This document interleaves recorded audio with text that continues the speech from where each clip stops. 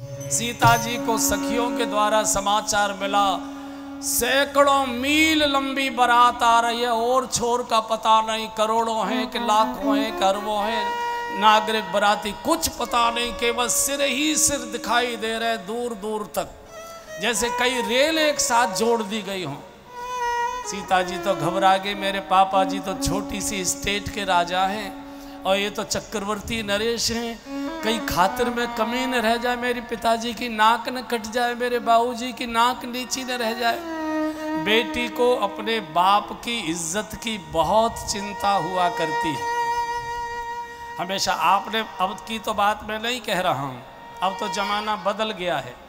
अब तो पहले बेटी जिसकी शादी होती थी तो बाकी जो रिश्तेदार आ जाती थी, महिलाएं कोई गीत गा रही हैं, कोई ढोलक बजा रही हैं, कोई गप्पे कर रही हैं, कोई कुछ कर रही हैं। जो पुरुष लोग होते थे वो कढ़ाई के पास बैठे रहते थे जहाँ दावत की सामग्री बना करती है। लेकिन जिस बिटिया की शादी होती थी वो क्या करती थी, वो घर के भीतर वाले कोठे के कोने में गुमसुम ऐसे बैठी रहती थी और मन ही मन भगवान से प्रार्थना करती रहती थी, हे भगवान मेरे बाबूजी की नाक न कट जाए, मेरे बाबूजी की नाक नीची न रह जाए, बारातियों की खातिर में कोई कमी न रह जाए। बेटी हमेशा बाप की इज्जत की चिंता रखती थी, क्योंकि बेटी बाप की बहुत प्यारी होती है।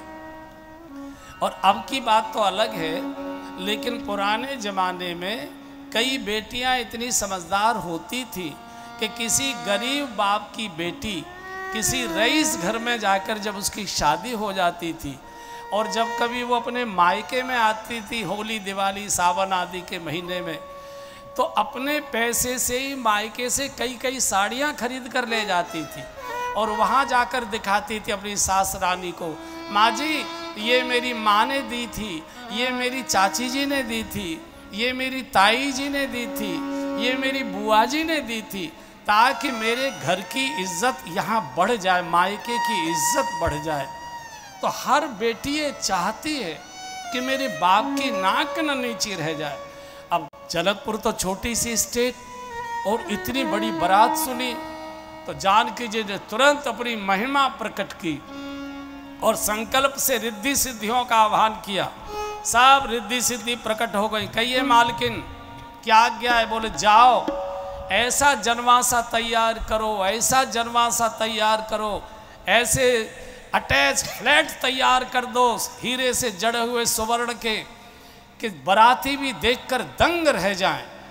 और जानकी जी की आज्ञा लेकर रिद्धि सिद्धियों ने ऐसा नगर बसा दिया, ऐसा नगर बसा दिया, ऐसा नगर बसा दिया कि सारे के सारे फ्लैट सोने के हीरे जड़े हुए, प्रत्येक फ्लैट के बाहर एक कल्प वृक्ष खड़ा कर दिया, प्रत्येक फ्लैट के दरवाजे पर एक कामधेनु गाय बंधवा दी, जो मांगे बराती वही मिले, कल्प वृक्ष के नीचे जो सुख साधन मांगे वही मिले। और जब बराती जनकपुर में प्रवेश की और जनवासे की और उनको जब ले जाया गया, ओहो ऐसा वैभव देखकर अयोध्या के सारे बराती दांत तले उंगली चबाने लगे। इतना वैभव, सब बराती दंग रह गए, एक एक दूसरे के फ्लैट को देखने जा रहे, तेरा कैसा है, तेरा कैसा है, एक से एक बढ़िया।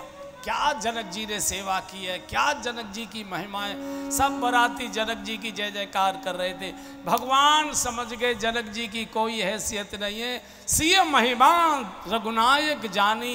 ये तो किशोरी जी की कृपा प्रकट हो रही है, जानकी जी की कृपा प्रकट हो रही है। सब बराती आनंद में डूबे।